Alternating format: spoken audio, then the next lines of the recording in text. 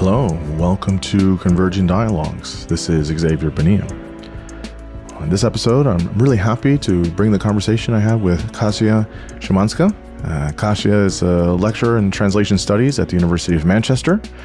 Her research is in translation and comparative literature, literary translation, translation politics, and multilingual writing, especially with reference to Eastern European context. Her work has appeared in many journals. She's also been named the 2022 Martha Cheung Award winner for Best English Article in Translation Studies. She has a bachelor's and master's from the University of Warsaw. She has a MPhil in European Literature and Culture from the University of Cambridge and a DPhil in Modern Languages from the University of Oxford. And she is the author of the latest book, Translation Multiples, From Global Culture to Post-Communist Democracy. And that's what we talk about in the conversation. We start by talking about kind of the main thesis of her book, which is how many translations can diverge from one source and what that's about.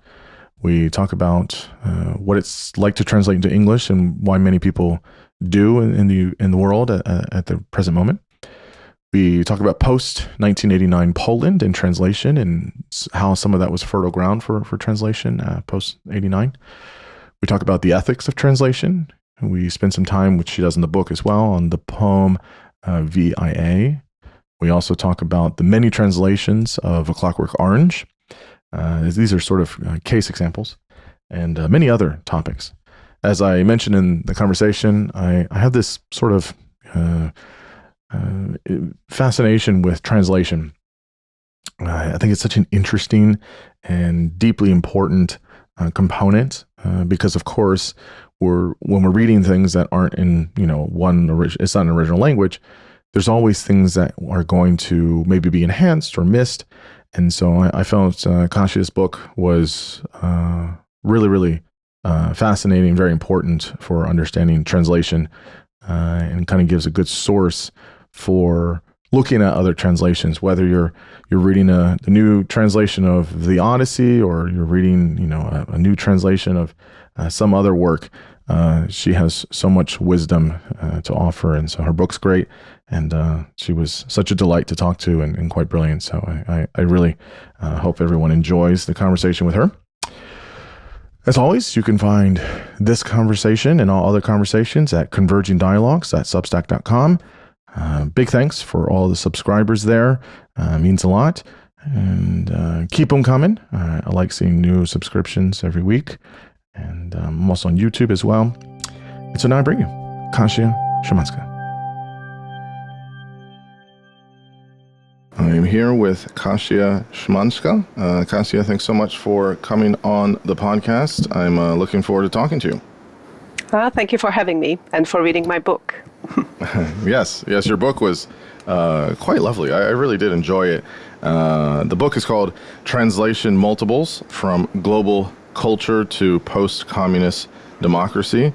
I have sort of an interest in translation. I think it's an interesting kind of art and science. It starts from my days translating back in seminary a lifetime ago. I'm obviously not, I'm a good atheist now, I'm not religious, but a long time ago I was, and so translation kind of was interesting to me when I started there. So now I kind of look at it in other literary forums and things like that, and so it's really cool. So I enjoyed your book a lot. Before we get into it, tell listeners just a snapshot of who you are professionally and academically, and how you came to write the book. So at the moment, I'm a lecturer or assistant professor in the Center for Translation to Cultural Studies at the University of Manchester. And this book is very much a product of my, doctoral research, then kind of rewritten, reworked, and turned into a book years later. So it's taken me a while to actually get this book out, but I'm really glad that it's published now after the long COVID pandemic, the kind of reviewing and publishing limbo. And I'm very much looking forward to the conversation with you as well. Did it take longer to do the dissertation or longer to publish the book? I think to publish the book, actually. Yeah, that sounds about right. That sounds right. That sounds about right. Okay, so translation's interesting. I guess you're kind of flipping things on its head of sorts in one way. So you have an original literary text, and you're saying that it can have many variants, which is what we see now. And in fact, the other day I was looking to read Crime and Punishment. I read Crime and Punishment, the famous Dostoevsky novel. I read it probably once a year. And when there's a new translation, because I've read it so many times, I like to read the new translations. And some of them are not so good, and some of them are great. There's like the standard, I think English translation is, I think people still, I mean, it's old now. It's like 35 years old. But people still rate the, what's the married couple's name? Prevere and Larhansky or whatever. That's like sort of, they did a lot of the Russian ones. And but there's always interesting ones. There's always new ones. So, yeah, how do we look at this idea, which is multiple translations, right? How do we see something in an original language and then it gets translated into different languages, but also even sometimes maybe, in one language like English or maybe in other languages, you're having multiple translations that have a different kind of lens on things. How do we diverge from one source in so many different ways? Okay, that's a great question, and also a very good example, because this is something that most of the readers usually don't do. So going to a bookstore, I would say very few people actually go to the bookstore to just buy, let's say, different versions, different variants of a novel they really like. Usually they are exposed, the first time they sort of encounter a given text, a foreign text in translation would be through just one version, right? And basically, I think we are sort of exposed to those kind of unified, standardized translations in our mind, at least, which start working as those spark notes, kind of summaries of what the original is about. So what you actually explain to me you do is a kind of, I would say, not a very common practice. And in most of the times, us academics would compare different versions and comment on them. Maybe critics would do that as well, but not really average readers. Where, in fact, and that's the sort of main argument in that book, it is true that translation, I think, in its nature is multiple. So you're right that basically you have, like multiple versions of Crime and Punishment. You may also have your preferences, aesthetic preferences, different kind of reading preferences. So you just said that there are those translations which you really like, there are those which you don't like, you sort of discredit, and this is what just happens in a kind of natural kind of development of how basically translations appear and disappear. Some of them become less relevant, some of them become more relevant, sometimes because of different ideological factors, different norms, linguistic norms. Some of them just fall into oblivion, and then we kind of rediscover some of those translations. And basically, it is pretty common for two people, if they read a book, to have two completely different opinions on an original book, original novel. And if you can interpret the same text in two different ways, let's say, then you end up translating that text in two different ways. And I think it's pretty common to have that array of possibilities in translation. That's pretty natural. But then for some reason, that's not really what's quite prominent in the kind of reception of works.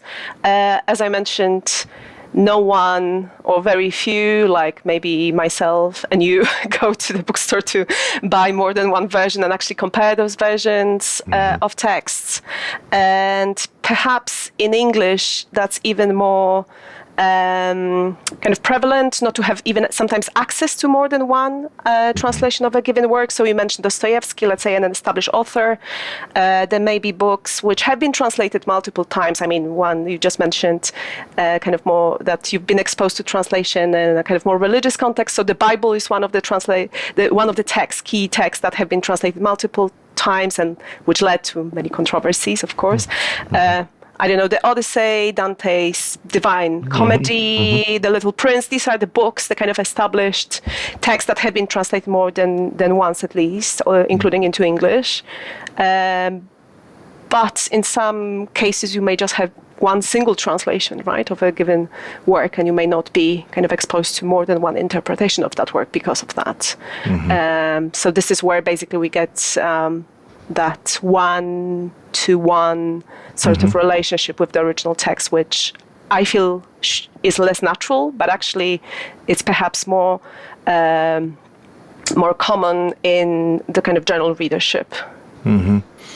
Yeah, it's interesting. I think it really depends on, well, really the publishing, world and what they want to do, and then also, of sorts, kind of this popularity of the book, or I guess the demand for it. So, for example, I like,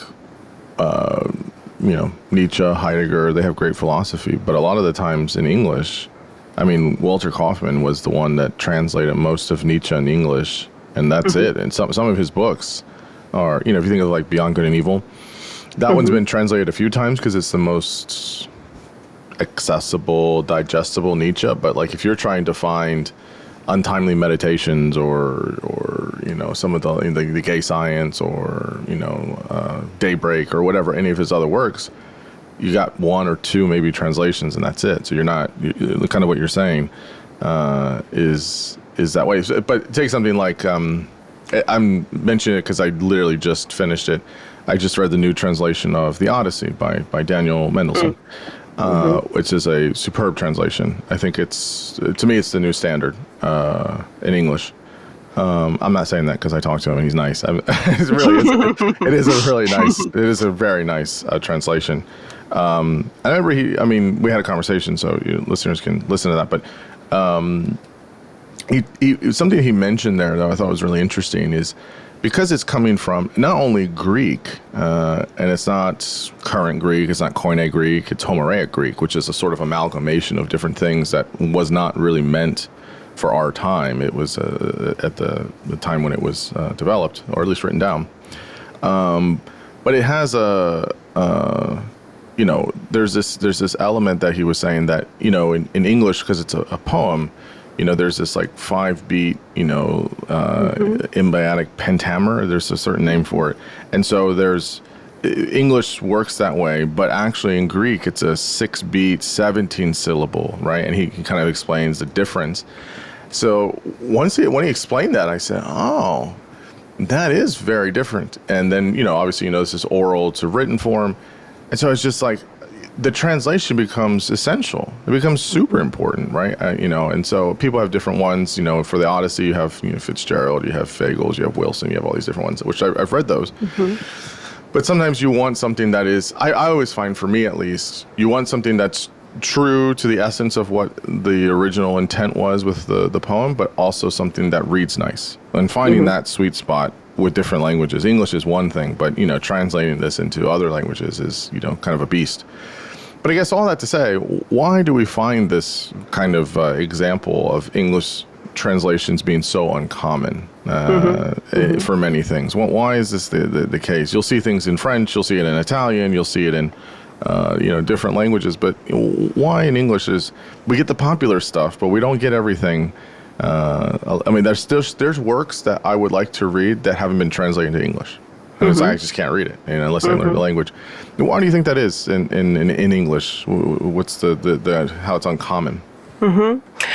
All right. So the kind of as we mentioned, that example of the Odyssey is pretty uncommon, just because you said it is popular, right? This is an established text, and as you mentioned, there is just like a kind of multitude of people working on that text almost, simultaneously, right? So basically, Emily Wilson having a more feminist approach to it, and then the new translation being sort of a response to it, and basically there is this kind of established tradition, right, of talking about the Odyssey. It may not be the case with some minor languages or more marginalized sort of contexts. And when we talk about English not being very open or maybe more reluctant than other languages to translation, we mostly rely on some statistics. One is kind of relates to the US, which is the University of Rochester's 3% translation database. And according to those statistics, only 3% of books published in English in the US are translations. Only 3% of the total book production is in English. And in my work, I've also looked at the UK and Ireland. So basically, there are two reports, Literature Across Frontiers reports, and they sort of replicate that that conclusion that is around 3, maybe sometimes 4%, if we want to be more optimistic, of books are in translation. And basically, there are a few reasons which are often cited. So basically, in the past decades, English has become the lingua franca, right? The kind of global language, the language for global,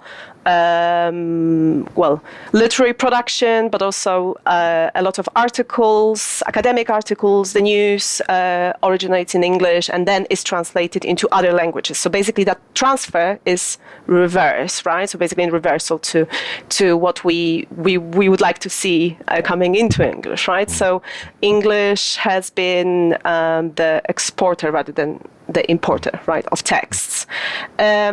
And some, especially translation critics, have criticized it for being the kind of, aftermath of this kind of imperial navel-gazing and, in a way, narrow-mindedness of some readers. So basically, Anglophone readers are less open to those other texts. And that has been sort of the kind of most common criticism of the kind of Anglophone culture being sort of the exporter rather than the importer of texts and being kind of not open to those texts.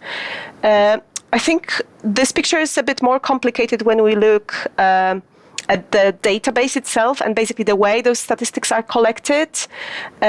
Because at the same time we talk about the percentage, so the proportion, and if we think about English as the kind of global language or the kind of the, let's say, Anglophone culture being the kind of global major publisher, the absolute number of texts is bigger, right? So basically, when we think about absolute numbers, there may be just as many translations produced into English in absolute terms, but because the general flow of text and the general production is bigger, basically that kind of gets lost in the wash in a way. So this could be around 3%.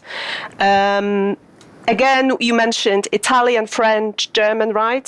So basically the kind of European cultures which tend to be seen as more welcoming to translations. And this is true when we think about those percentages. So the Literature Across Frontiers reports, they look at English in comparison with some of the European countries. And basically the biggest translating cultures are Italy, France, Germany, and Poland. So the kind of percentage ranges from 10 to 30% of titles translated into those languages, right?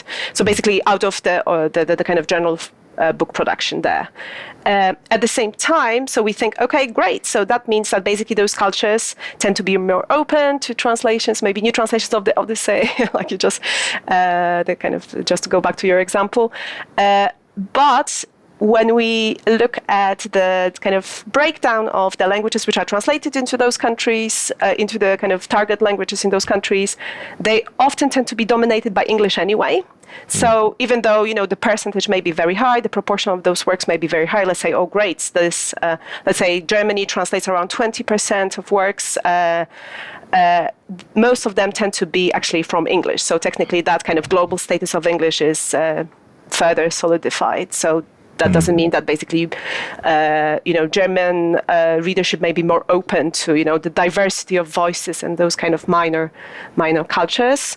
And I think the final point about that data, which I think should be taken with a pinch of salt, is that the methodology of collecting and presenting this data has been recently criticized. So most of those databases, they look at the number of titles published in a given year as opposed to the number of original titles. Whereas the recent Nielsen book report, which was commissioned for the Man Booker Foundation, had a different approach, which was more sales-based. So basically it was about the volume of sales and the kind of proportion of those sales in the revenues. And when we apply that methodology to thinking about, how many of those translations actually get sold and get popular in English, the percentage will be higher. And then it also depends on the genre, but basically if we think about novels, it will be from 5% to 11%, depending on whether we want to include manga titles, so basically comic books from Japanese. So basically with manga titles, that proportion is 11%, which is already looking much better than the kind of proverbial 3%, often cited 3%.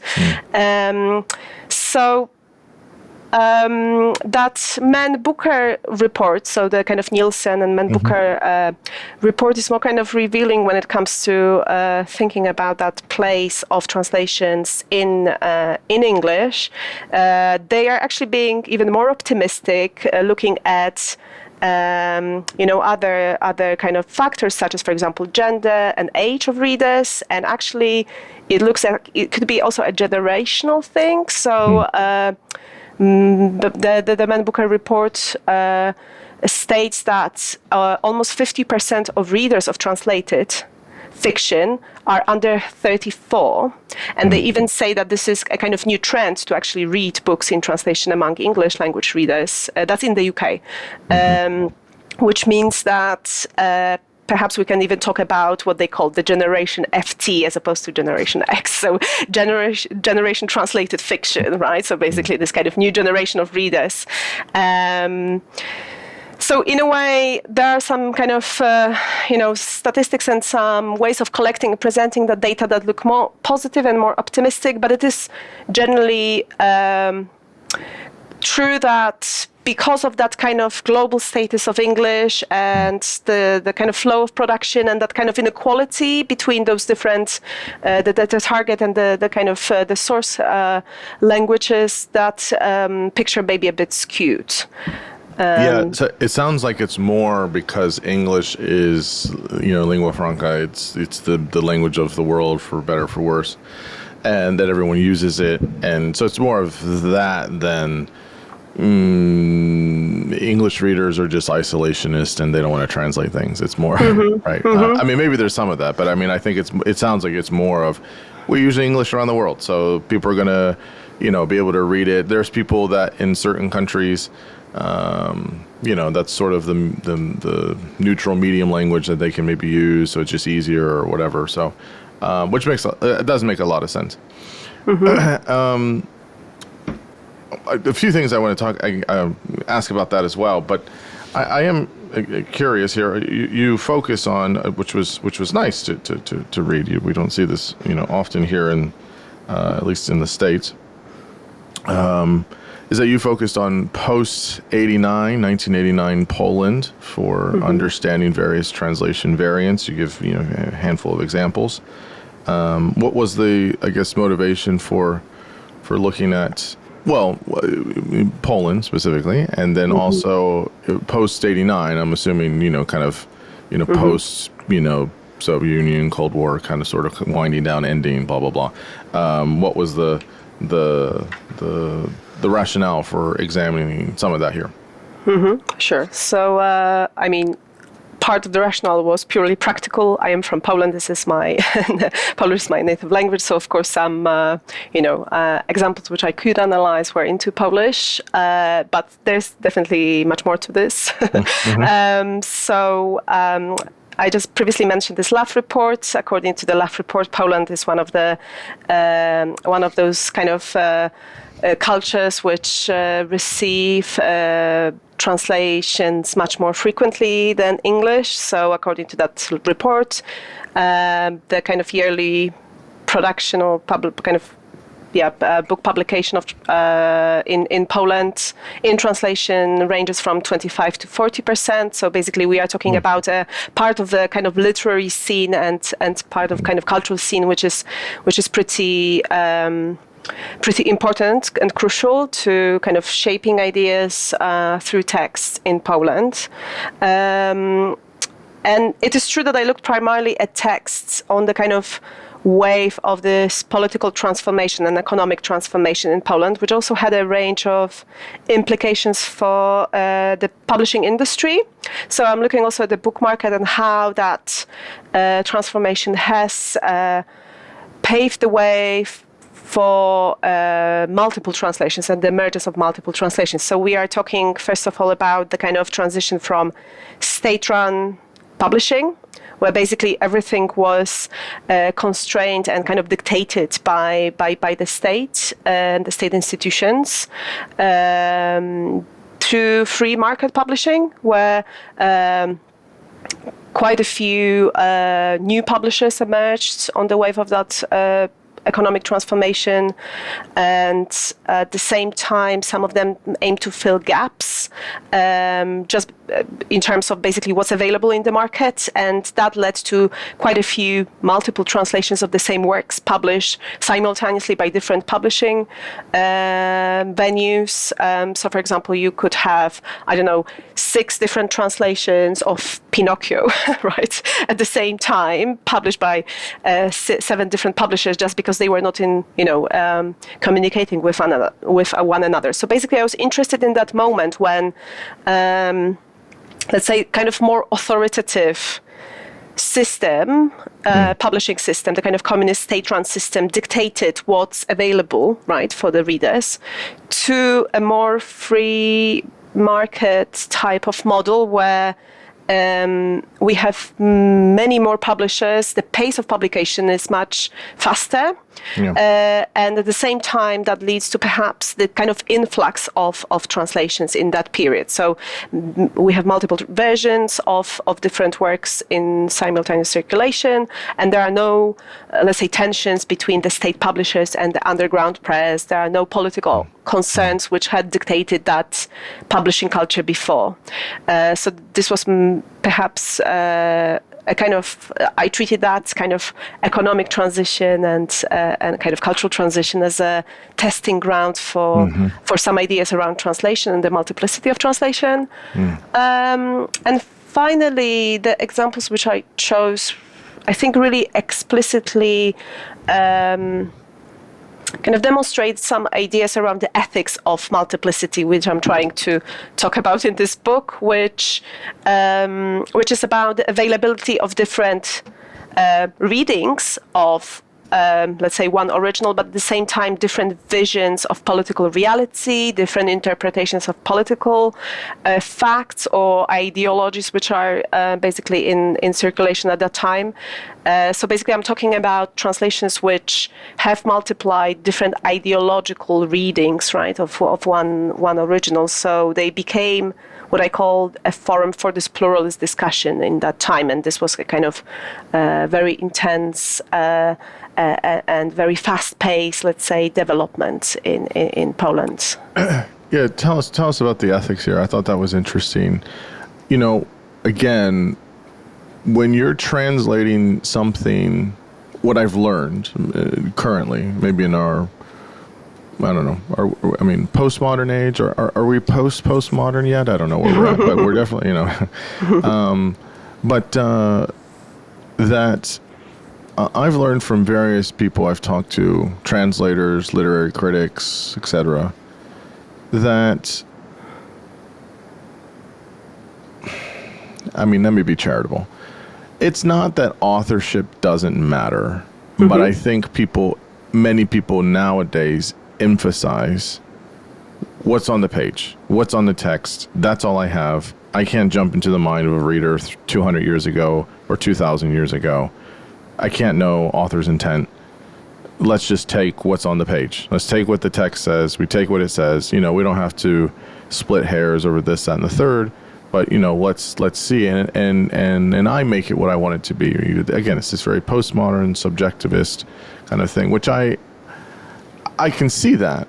I think where I've kind of become more flexible on this is, if God or Yahweh or Allah, or fill in the blank, pick your favorite deity, gives these words from on high and puts them in a book and has them, dudes write them down and then we're translating them.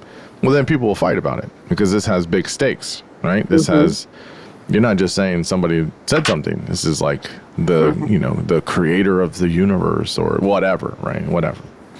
So authorship even the human authors that wrote, if you're talking about, who wrote the Quran or who wrote, the Torah or the Bible or whatever.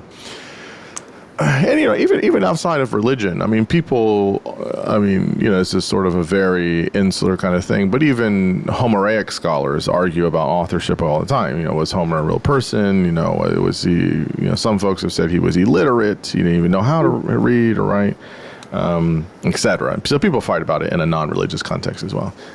Although the Odyssey and the Iliad do have a quasi-religious element to them. They're so revered, they're so, passed down. All that to say, it seems that with other things,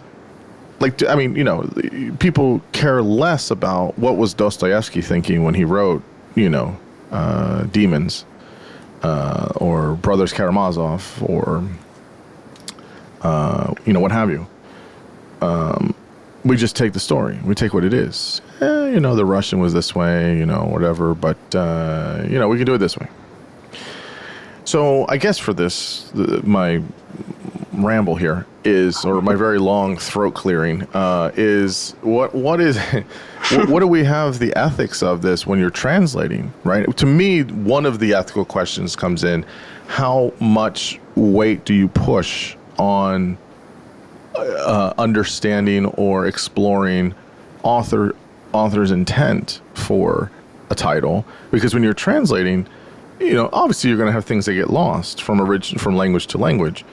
And how much of that does it take away from the essence or whatever? And maybe, again, I've heard people argue, you're putting too much into this. It's not that serious. Sure, you want to be, treat it well and respectful and think about it for a long time, but we don't need to put more into it than it isn't. So, that's one example. You can talk about other ethical components as well for translation multiples, but, what are some of the kind of scenarios or the things that you're looking at with, the ethical components of translation multiples?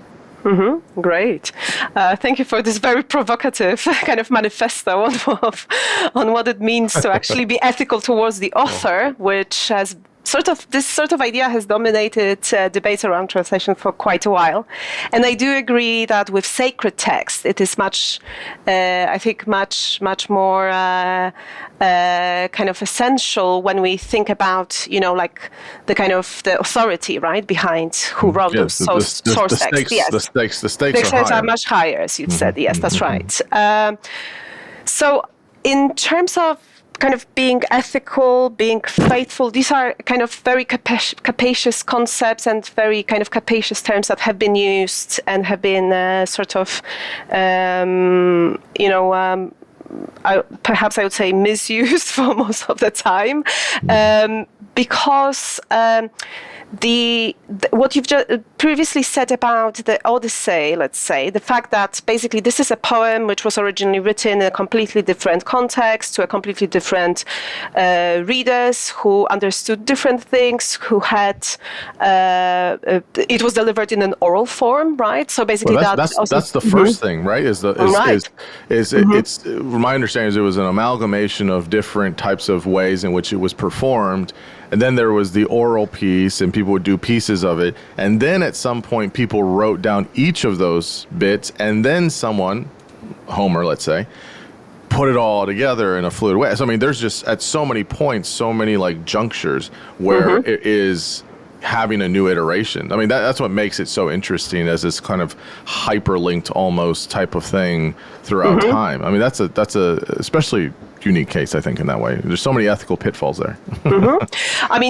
Basically, when the contexts don't match, we start talking about a completely different text in a way, right? So when we have 100 version of the Odyssey translated into English in the 21st century, basically the function of this text, the role of this text becomes different. But even what you said about those different verse forms, iambic pentameter as opposed to hexameter and so on, basically they are never a kind of commensurate sort of systems, right? So basically languages are different, even in contemporary times. If you say one thing in, let's say, English, which let's say is a gender neutral, more gender neutral language, you have to inevitably, if you translate the name, let's say, or basically you translate the name of the profession.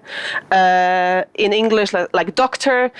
In some languages which have grammatical gender, you'll have to make a decision whether this is a female doctor or a male doctor, right? So basically, these languages are never match each other. So sometimes you just have to make a range of decisions which sort of get lost in the process, or perhaps they are not as visible as they could be. So what I talk about in that book is mostly the ethics, not towards the original sources or towards the original authors who may be as well dead or may have a different understanding of what that text meant in the original context.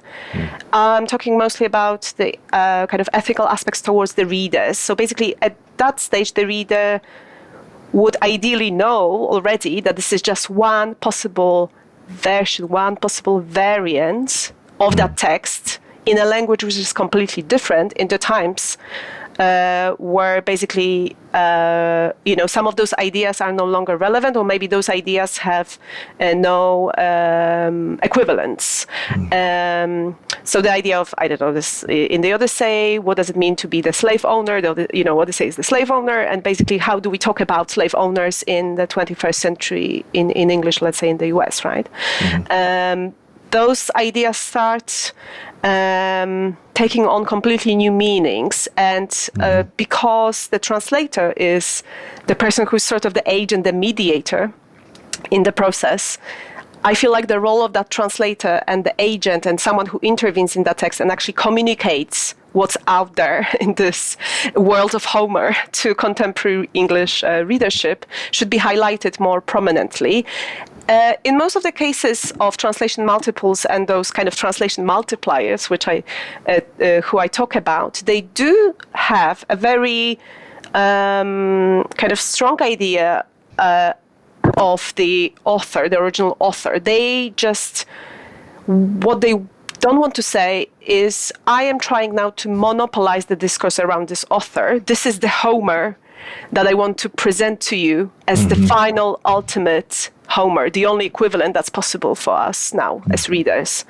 The difference here is that each time the translator or the editor or whoever multiplies those versions, each time they are quite honest about the kind of limitation of each of those partial readings. So basically, if we multiply, then we are at the same time acknowledging that there is just more than one possible Homer in the contemporary world, right? And basically, the readers can be exposed to different ideas behind the Odyssey or behind any text, let's say Crime and Punishment, which is communicated to them. So I think the discussion around the ethics in that book sort of aims to, or is shifting and kind of aims to, let's say, reveal different aspects of those, of what's at stake in that process. We still think, and we are respectful towards the original authors. It's not about, anything goes in this kind of postmodern world, but we sort of acknowledge that there is still some level of subjectivity in the process. There is still a human agent, someone who interprets that story, who also is a kind of active mediator or even ambassador acting on behalf of those texts. I usually when I teach translation to my students, I usually tell them kind of that basically translator is someone who sort of stands on the fence and looks, has access to both the kind of source culture and the target culture, but that fence is something, a kind of layer of uncertainty or this kind of screen that is not, let's say, visible to the readers. So what they can do is to kind of take a glimpse and look what's in that foreign garden, and then what they do, they stay on the fence and they start shouting to the target readers, look, listen, this is what the original author perhaps meant for the other side of the fence, but we are still on that side of the fence. We can't change anything, in that kind of structure of the world. What we can do is to try to communicate to the readers what's out there, but at the same time tell them, look, there's still me standing on that fence, and I'm the filter between those two worlds, and still translation goes through through that filter, right? Through the mediation of my personal subjectivity. Yeah, it reminds me a lot of. I had a wonderful conversation with Damien Searles, who's is a big translator, and he's a very lovely man, and I asked him about this, and he very kind of candidly said, listen, it's my translation, it's mine. If you don't want to read it, read somebody else's, right? And that's right. Yeah, that's right. That's very fair. and it was very, very funny. He was very honest. He was very honest. He was like, look, I don't need to know the language perfectly because nobody knows a language perfect. He's like, I obviously do. I know German. I know, there's a variety of languages. I think Norwegian. He's like, but, he's like, I'm trying to. I'm giving the essence of what's there. I'm taking care of doing things. But at the end of the day, everybody has to make decisions all the time in translation, and I'm making them. Right? This is the Searles translation. Right? This isn't the somebody else's, and that's fine. And if people want to see those other moves or other decisions, go for it. And so I remember that bit of the conversation, the conversation always sticks with me because it's, he has his philosophy of translation, all these things. It's very interesting. It kind of, your picture of the being on the fence is a great visual. Again, kind of reinforces kind of that idea of like, sure, you don't want to be, you don't want the translator to overpower the author, of course, but that it is, there's that subjective component. It's like, this is this translation, and you can like it, you cannot like it, but you're leaning on that person because you don't know language and you don't have the the time to learn a language and then translate it, and translation's hard. It's not easy. So it's a very interesting thing there. But there are obviously embedded in that various ethics that come into play. Why don't you tell us a little bit? This was something that I thought was interesting, and we can use this example.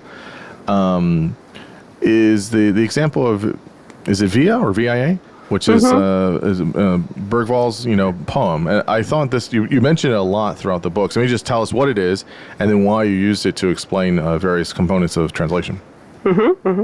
So this is a poem which is called originally 48 Variations on Dante, and Bergvall, who's a poet but also a sound artist, in the first reiteration of that poem, she published a recording in which she reads 47 different translations of Dante's Inferno. So Dante's Divine Comedy, or Inferno, is the first kind of part, is one of the most frequently translated poems into English, and she went to the British Library to take a look at different available translations. There were over 100 different versions, and basically she got lost in this kind of array of possibilities, and at the same time she decided to actually collate the first 3 lines of different versions and order them chronologically. Not chronologically, but alphabetically, and read them one after another. And basically, the first 3 lines is something like, in the middle of journey of my life, I found myself in a dark, lost in the dark forest because the right path was lost. So basically, that's the kind of general idea. As you probably know yourself, that kind of original work had religious connotations. So some of those versions, which have been published over, the past decades, they stress this kind of more kind of Christian aspect of that work. So basically, going astray from the rightful, truthful path is something that perhaps kind of permeates some of the kind of Victorian translations. At the same time, when we think about this poem now, and it's been one of the most frequent and most intensely translated one today, what is it so appealing about it? Well, we are in the middle of our lives, so basically midlife crisis. We get lost. We all of a sudden lose track of what is going on with our lives. Where are we even, right, at the moment, right? So, so this idea of how this poem can be imagined through translation is something which is at the heart of Bergvall's multiplication, but also we start seeing those layers of uncertainty, as I call them. So basically, that path becomes a road, it can become a way, it can become, depending on the version, basically, and the translators reading and kind of rendering of that original scenario. Each words, each translation choices, they start influencing that general image and how we receive it, how this poem is kind of retold to us. The path can be just narrow, it can be straight, the path can be miles away, it can be just next to that forest. The forest can be woods, can be dark, can be sunless, and so on. And basically, depending on those little choices within that very short, I would say, piece of writing, we actually start seeing this variation, right? So basically, it could be the same story, but depending on who translates it and who is the speaking voice, it may be different. And I mentioned before that she collates 47 different translations, and the poem is called 48 Variations of Dante because her own act of reading it and her own way, act of gesture of collating those different texts and putting them together becomes the 48th variation on Dante. She herself was at the age of Dante 35 years when she wrote that. Oh, wow. And basically there is this kind of intergenerational link, right? So basically what does it mean to be in the middle of one's life, and the journey of one's life, in Dante's times, perhaps for Caroline Bergvall now, maybe different as well. And basically, is it a poem about the kind of midlife crisis, or is it a poem about the whole humanity? Because we keep getting lost, kind of regardless of the time and regardless of whether we are in the Victorian times or in the 21st century, this idea of getting lost in the middle of one's life journey becomes kind of repeated over and over again. So basically, I like when you kind of stumbled on the title of this poem because it's via in Italian, but actually it could be via language, via those kind of meandering paths. So perhaps we actually keep losing, track of where our, humankind, I don't know where the humankind is heading, right? We keep losing that path over and over again. That's the kind of main idea behind that translation multiple. Would you say that, I think you mentioned it somewhere in the book, that contemporary translation multiples is a sort of literary genre in its own, or it's become a new literary genre? You reminded me of this when you're saying that, well, there's 47, but the act of her kind of taking everything together becomes a type of 48th of sorts. So, I mean, how do we see translation multiple times or many iterations as a type of its own new literary genre? What do you mean by this here? Mm-hmm, sure. So in my book, I try to think about translation multiples as this new kind of emerging strand of writing, but maybe just like a kind of more broadly speaking artistic practice in which someone like here Bergvall, the kind of sound artist and poet, but also I've had translators, editors, just intellectuals, visual artists as well, who for some reason decide to present the multiplicity of translations of the same work, present them, or maybe generate sometimes multiple versions, and then put them together to present to the readers as a standalone artistic work, right? A coherent artistic work, which so I'm looking at a range of texts here. Most of them have some numbers in the titles. So, for example, 19 Ways of Looking at Wang Wei, where one poem by Wang Wei is multiplied and put together in a kind of form, in the format of a conceptual book. 48 Variations on Dante, so this is a poem. Ibycus translated 8 ways, so an ancient Greek poet in Anne Carson's multiple translations to be read as one translation multiple. And in most of my examples, in all of my examples, there is some sort of governing principle, some sort of conceptual device or some sort of conceit which links them all, right? So basically there's this idea that we are presenting those translation multiples, and they are supposed to be read as one standalone piece, even though it may be repetitive, boring, challenging. We are still exposing our readers, our kind of viewers. In some cases, I have a visual artist there as well, to this multiplicity of translations.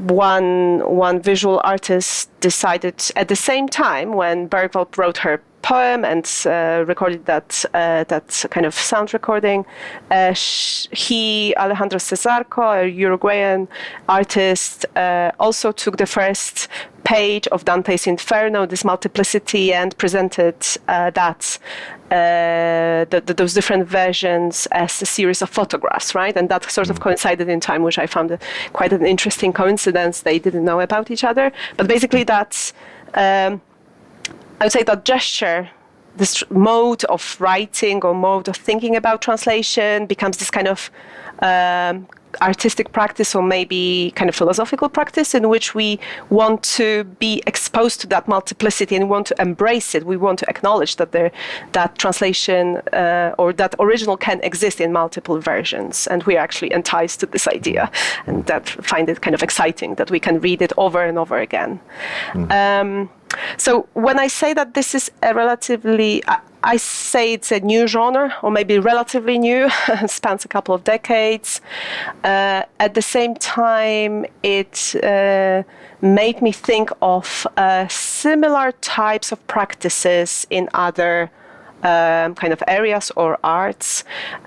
Just because at the beginning, when I started working on this book, I thought, well, will the readers be actually interested or excited about something which just repeats the same sort of theme, right, over and over again, and then perhaps it's expressed in different words, it has a different take, a different ideological sometimes interpretation, or sometimes there's some sort of nuance which may be exciting. But do we actually like this idea of kind of reiteration and repetition? And then I thought, well, actually people listen to musical covers of their favorite pieces, right? So basically I started thinking along the lines of different disciplines, different arts, the whole idea in music of the kind of variation on a theme, jazz improvisation, some recordings of, jazz pieces being, available and made available to listeners, and simultaneously, and they may be completely different, and the listeners are absolutely okay with that. Are we okay with having multiple different translations? Sometimes it's a good point about the covers. I mean, sometimes the covers, some people would say, are better than the original. Right. Which is really interesting. I find that interesting. Sometimes it just the different ways of taking an idea and just running with it. I mean, the ones that come to mind are modern stuff, but what's the one? I think Marilyn Manson did "Personal Jesus" by Depeche Mode. I mean, I love the original Depeche Mode, but his was really interesting. There was this one-hit wonder band in the 90s, 2000s that did, I even think they did a music video for it. Was Alien Ant Farm did a cover of Michael Jackson's Smooth Criminal, and it was very popular, and people really liked it. There's another big one I'm totally blanking on that people know the cover. They don't even know the original. Like, it gets to that level sometimes. I cannot remember it for the life of me, but there are a few like that where people... they know the covers, and they're just like, oh yeah, this was not the original. Like, there was an original song, and it's like, yeah, there was. And it's like, oh, and they just becomes more familiar. So that's also very interesting. Of like, you kind of see it this way of like, people know the translation, if you will, than the actual original, which is it's very strange. It's a very strange thing. I don't know. I think some people probably like it. Some people maybe don't, but it's very interesting when it happens. I mean, the only difference between those two media is that in most of the cases, the readers of translations may not know the original version. So in order to say that something is better than the original, Right, there's this kind of assumption that you have to be bilingual, right? Or at least like be able to read bilingually, which I think is actually a good, a very important sort of a conclusion, right, from the study of multiple translations. So they may not really be as widely welcomed by the public, just because quite often this kind of comparative reading is not possible. Whereas, in the context of, musical variations and also those covers, you can hear the original, then you can hear the and listen to the, this different new innovative take and compare the two and say, wow, I actually like the cover better. Wow, I actually like Emily Wilson's Odyssey better than the original Homer. That's a kind of different type of statement, right? But yeah, you're right. There's, Glenn Gould's variations, right?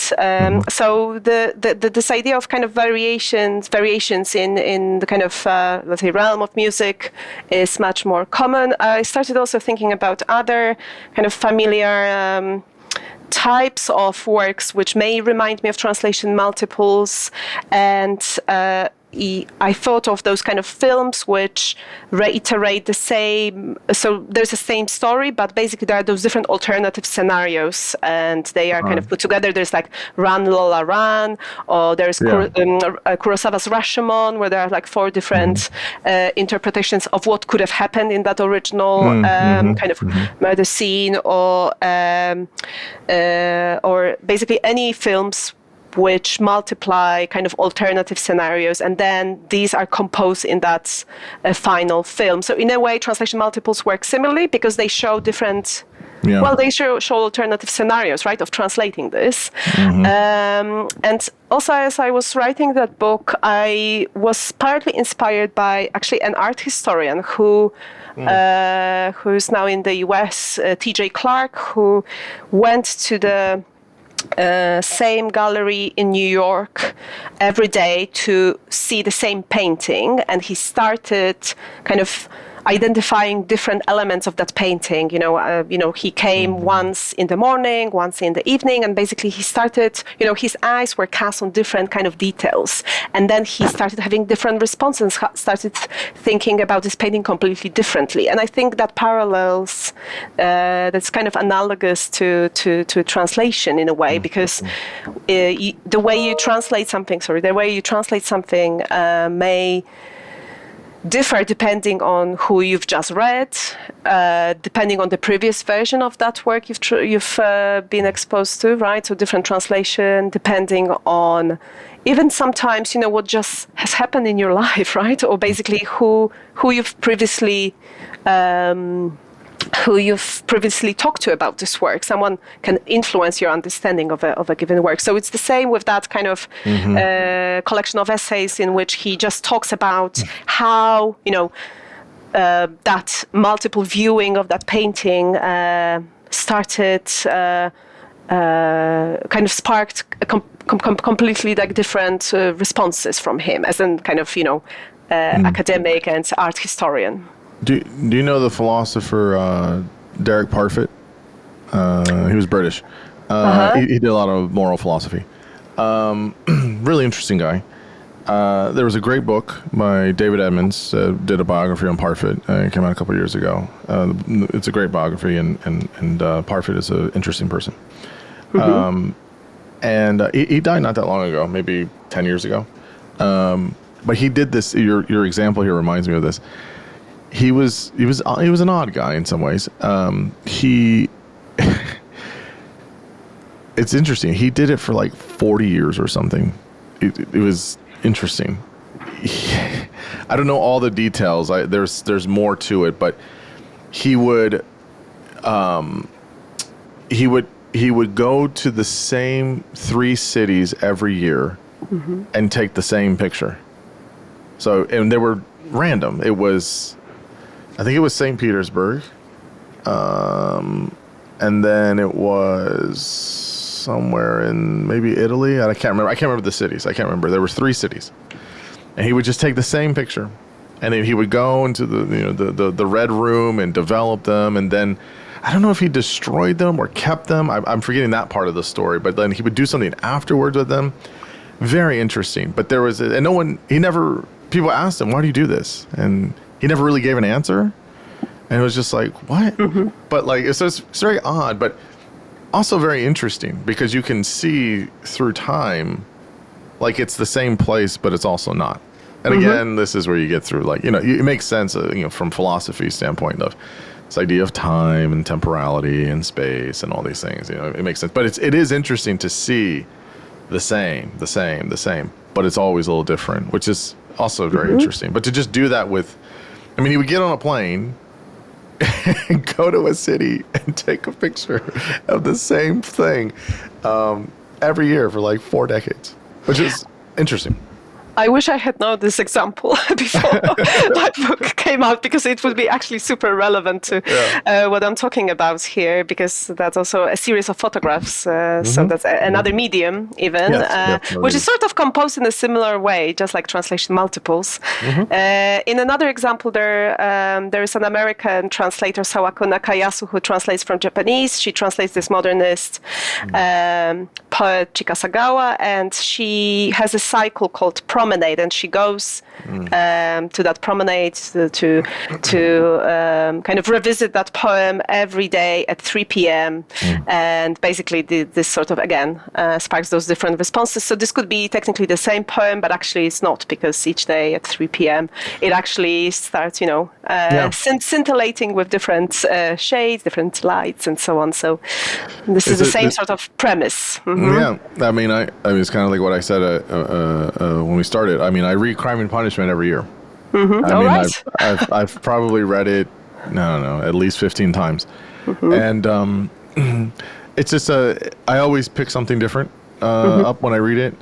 The reason I reread it every year is because it's not even my favorite book or anything. It just gives me, it's like a reset for understanding. It's like the best thing we have, I think, in literature of a kind of psychological profile of what it means to be human. With Raskolnikov and how he does, his whole acts and the whole process after, and it's such a good profile of psychology. I think it's one of the best, if not the best, in all of literature.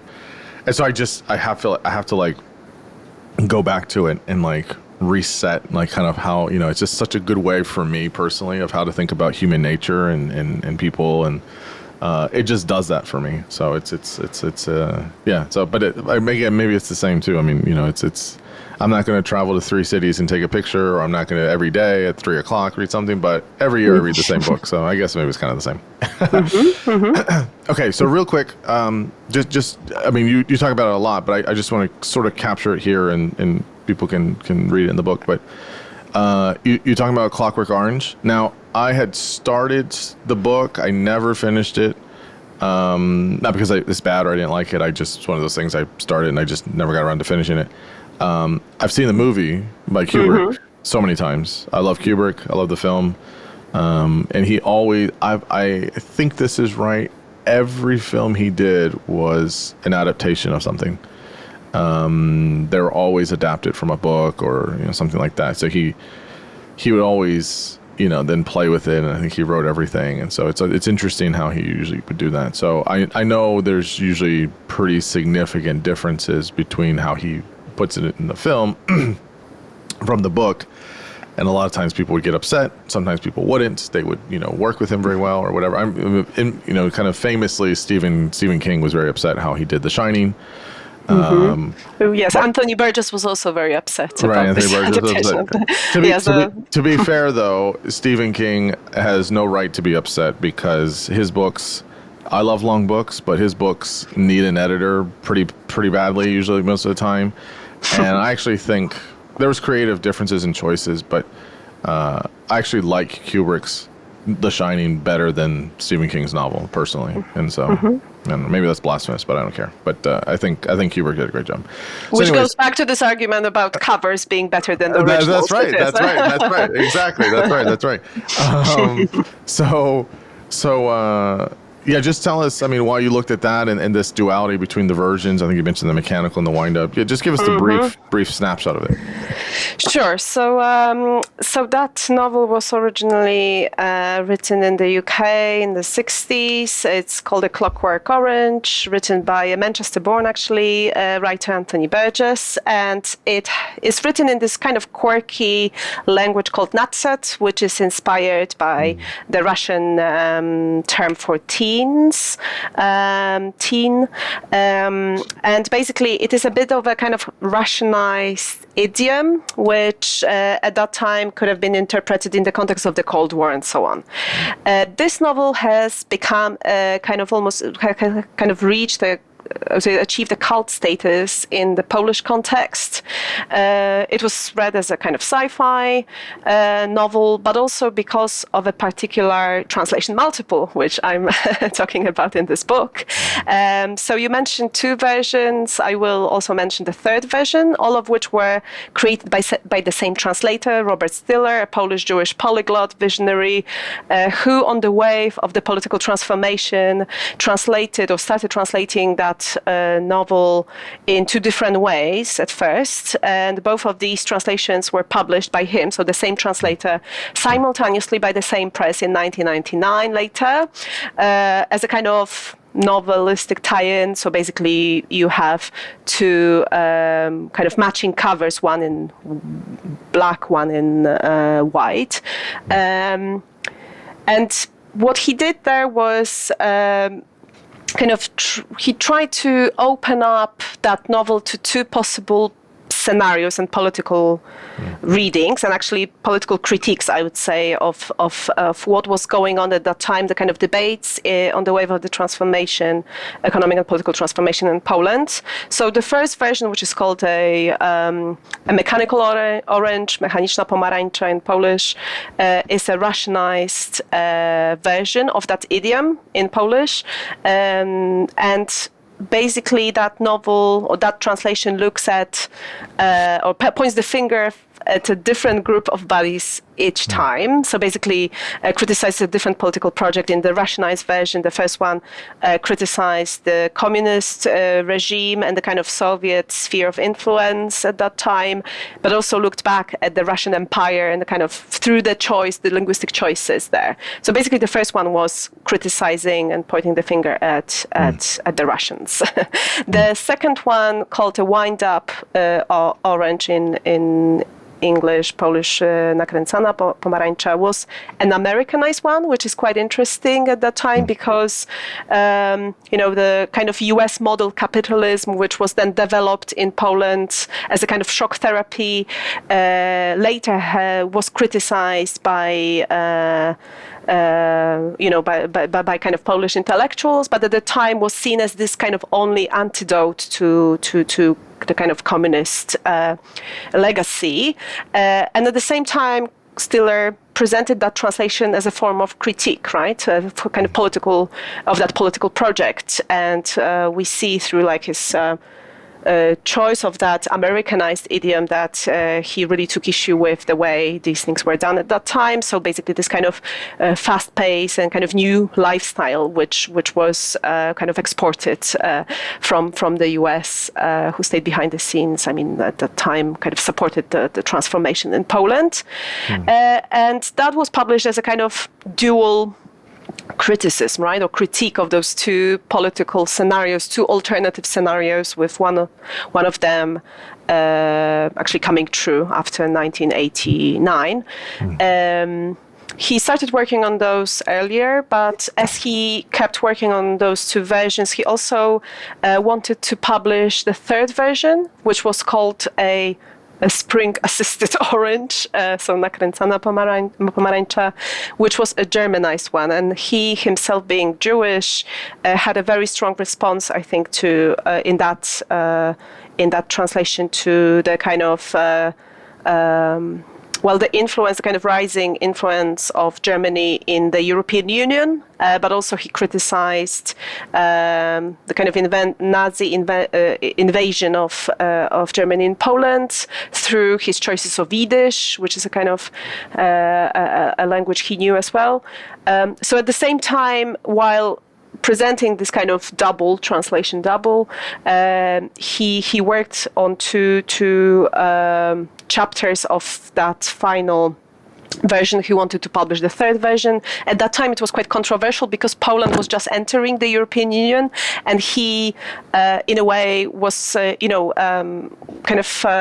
taking issue with Germany's hegemony in that region in Eastern Europe, and basically the kind of influence of German politics on Poland. He never published it. When I approached him in 2016, he revisited that idea. He shared those two chapters with me, and unfortunately, he died the same year.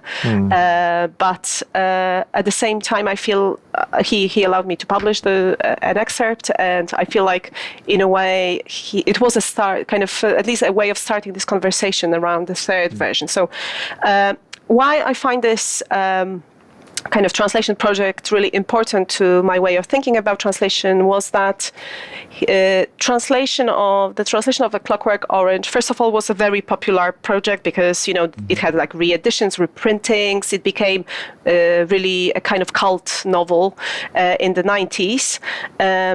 But the fact that it was done by the same author, the same translator here, the same creator of those multiples, really embodied this idea that we are talking about a pluralist forum for critiquing different ideas.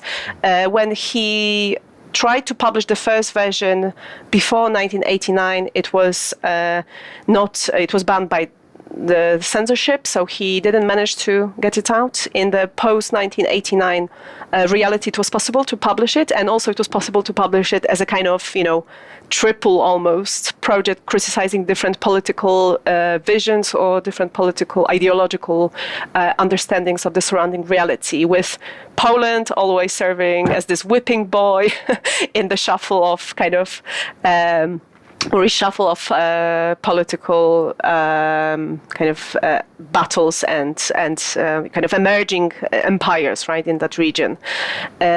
So that kind of triple version of of a Clockwork Orange really, I think, summarizes this idea that we can have a different understanding or different reading of the original, but at the same time, if we publish or if we acknowledge a different interpretation, different version of something, right, of that work, we are opening up this original to a pluralist discussion, but we are also starting to coexist in a kind of pluralist society where different versions and embracing those different versions means that we acknowledge and accept other people's point of view, right? So there were some, and basically those kind of versions, they matched what people thought at that time. So basically there was at that time, the society was very, very polarized, and translation really served as this testing ground for those competed and conflicted ideas at that time. Yeah, I thought the part in the book was really, really fascinating, and again, about, at the very least, if people have seen the film, but a lot of people have read the book as well, and it's a really cool part of the story. A lot of people may not know. So finally, what is I guess the big thing that you want people to take away from your book and from what your work on translation multiples? What is the big takeaway that you hope people walk away with? So I think that would lead back to this idea that translation is not about the kind of reconstructing one-to-one what the original says, which may be now enhanced by the kind of rise of the AI or machine translation and kind of computer-assisted translation. So that element of subjectivity is something that should be kind of communicated to a wider, I think, audience. And at the same time, the way we translate and the way we accept that there may be more than one interpretation of the Odyssey, there may be more than one interpretation of Crime and Punishment, is something that could be linked to the idea of, to democratic ideas, really. So the way we translate and we acknowledge that someone else may have a different understanding, different translation, way of translating, and different way of reading that original leads to a kind of more harmonious coexistence in the society, which perhaps is a utopian project. But towards the end of that book, I'm also calling for thinking and structuring especially digital platforms along the lines of translation multiple, so trying to present multiple versions of the same story or multiple variants of how to read or interpret different elements of political reality as well, especially in the context of kind of polarized societies around the world who debunk each other's views. So through that kind of simple gesture, I guess, or maybe just a very minor or marginalized artistic practice, I think we can also start thinking about the way we communicate and display information. If translation, which is usually created to substitute the original, can be done in multiple ways, maybe we can also present multiple facets of different stories and discuss political ideas in a more kind of multiplied way or variegated way. Yeah, no, I totally agree. That's a very nice way of saying it. And again, as I said in the beginning, I think translation is important, and I think thinking more about it and the impact it has for the things we consume, especially in the digital age, becomes all the more salient. So. Kasia, this was very, very lovely to have you and to share your work and your wisdom and energy. I really enjoyed the book and enjoyed the conversation. You were quite a delight, so I appreciate you coming on and sharing all of your wonderful knowledge here. Oh, thank you so much for having me. I think it's one of the most kind of rewarding experiences to actually have someone engage with your book at such, in such detail and in such an interesting way. So thanks so much for this conversation.